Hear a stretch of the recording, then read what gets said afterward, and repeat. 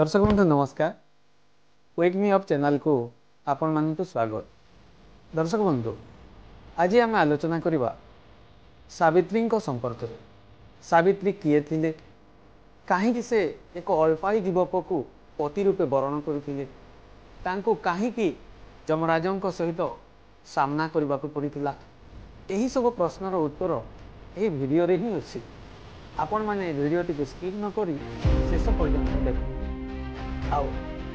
जदि आपण मैंने चैनल सब्सक्राइब करना सब्सक्राइब करते और पाखे बेल आइकन टी को टच कर दिखाते। तेज आसतु दर्शक बंधु कार्यक्रम को आगे नवा। सावित्री और सत्यवानों कथा सर्वप्रथमे महाभारतर वन पर्व में देखा मिले। जेतेबेले धर्मराज युधिष्ठिर मार्कंडेय ऋषि को पचारि थिले जे आउ कौनसी महिला थिले कि जे द्रौपदी परि भक्ति प्रदर्शन करथिले। एहा सुनी मार्कंडेय ऋषि सावित्री विषय रे वर्णना करथिले। पौराणिक कथा अनुसार सावित्री होउछंती मद्र देशर राजा अश्वपति एकमात्र कन्या। राजांक घरे संतान हेउ नथिबारु ऋषि को परामर्श करी राजा और रानी 18 वर्ष पर्यंत माता सावित्री देवी उपासना करथिले। वेद माता गायत्री तथा माता सरस्वती को ही सावित्री कहा जाए। शेषरे माता सावित्री राजा रानी उपरे प्रसन्न हुई एक तेजस्वी कन्या संतानर सौभाग्य लाभ करिवार आशीर्वाद देले। तेणुकरी राजा सही अत्यंत सुंदरी तथा तेजस्वी कन्यार नाम सावित्री रखिले। सावित्री यौवन रे पदार्पण करिबा परे राजा अश्वपति तांको पई उपयुक्त बरपात्रर संधान कले, किंतु बहु चेष्टा सत्वे योग्य पात्रटीए पाइले नाही। तेणु राजा और रानी सावित्री को स्वयं बरपात्र चयन करने पई अनुरोध कले।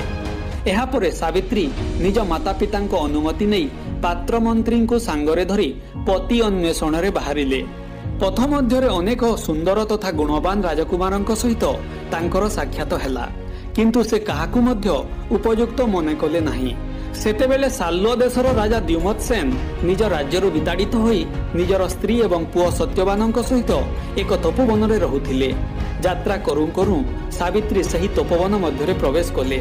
सेठारे सत्यवान रूप और गुण देखि से तांको प्रति प्रभावित हेले और मने मने तांको पति रूपे वरण कले। सावित्री सत्यवान संपर्क में समस्त तथ्य प्रदान करने पई पात्र मंत्री को कहिले। किछि समय पर मंत्री तांको आसी कहिले जे सत्यवान पितामाता दुहे अंध। एहार सुजोग नहीं पड़ोसी राज्यर राजा द्युमत्सेन को तोड़ी देई तांको राज्य को अधिकार करिनेले। सही दिन ठारू राजा रानी निज पुत्र सत्यवान सहित सही कुड़िया रे रही आसुछंती आउ सत्यवान सेमानंकर सबु प्रकार सेवा करुछंती। से जहाँ भी हो सावित्री मने मने सत्यवान को ही विवाह करिवार संकल्प करि सारिथिले।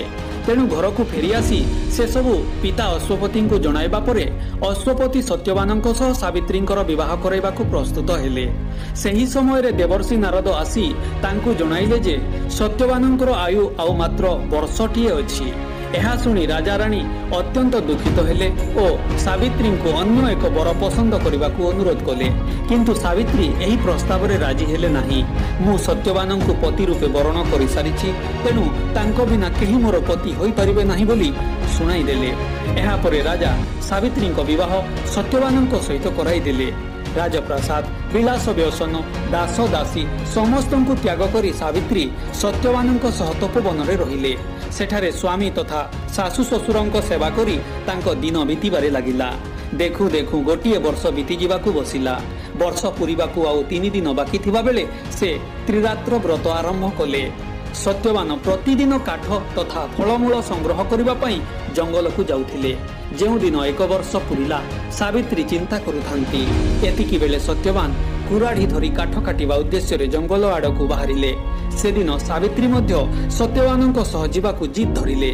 शेषरे सत्यवान अनुमोदन पाइबा परे तथा सासु ससुर अनुमति नहीं स्वामी सह जंगल को गले।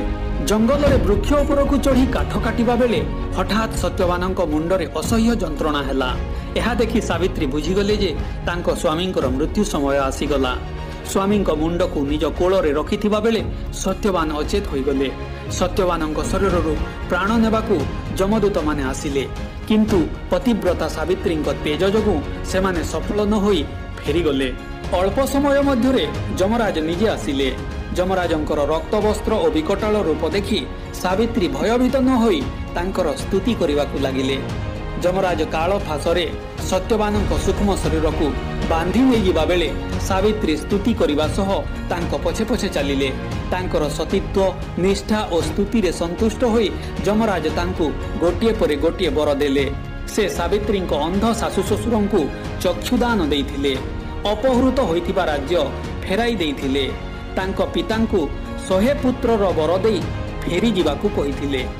ତଥାପି ସାବିତ୍ରୀ ନ ଫେରିବାରୁ ଯମରାଜ ପୁନର୍ବାର କହିଲେ, ସତ୍ୟବାନଙ୍କ ବ୍ୟତୀତ ଯାହା ଚାହଁ ମାଗିପାର। ଏହାପରେ ସାବିତ୍ରୀ ଯମରାଜଙ୍କୁ ସତ୍ୟବାନଙ୍କ 100 ପୁଅ ମାଗିଲେ। ଚିନ୍ତା ନ କରି ଯମରାଜ ଖୁସିରେ ତଥାସ୍ତୁ କହିଦେଲେ ଓ ସାବିତ୍ରୀଙ୍କୁ ଫେରିଯିବାକୁ କହିଲେ।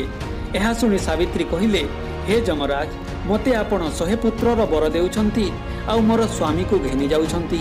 ମୋର ସ୍ୱାମୀ ବିନା ଏହା କିପରି ସମ୍ଭବ ହେବ? ପ୍ରତିଜ୍ଞାବଦ୍ଧ ଯମରାଜ ବର ଦେଇ ସାରିଥିଲେ। ତେଣୁ ସେ ବାଧ୍ୟ ହୋଇ ସତ୍ୟବାନଙ୍କ ସୂକ୍ଷ୍ମ ଶରୀରକୁ ପାଶମୁକ୍ତ କରି ତାଙ୍କୁ 400 ବର୍ଷର ନୂତନ ଆୟୁ ପ୍ରଦାନ କରିଥିଲେ। ସେହିଦିନ ଠାରୁ ଜ୍ୟେଷ୍ଠ ମାସର ଅମାବାସ୍ୟାକୁ ସାବିତ୍ରୀ ଅମାବାସ୍ୟା ରୂପେ ସାଧବା ନାରୀମାନେ ପାଳନ କରି ଆସୁଛନ୍ତି। ଏଥିରେ ମାତା ସାବିତ୍ରୀ ଦେବୀ ବା ଗାୟତ୍ରୀଙ୍କୁ ପୂଜା କରାଯାଏ। ମାତା ଗାୟତ୍ରୀ ଦେବୀଙ୍କର 2 ପ୍ରହର ସମୟର ରୂପକୁ ସାବିତ୍ରୀ କୁହାଯାଏ। ତେଣୁ ଏହି ବ୍ରତର ନାମ ସାବିତ୍ରୀ ବ୍ରତ ହୋଇଛି। ବଟବୃକ୍ଷ ମୂଳରେ କରାଯାଉଥିବାରୁ ଏହାକୁ ବଟ ସାବିତ୍ରୀ ବ୍ରତ ମଧ୍ୟ କୁହାଯାଏ।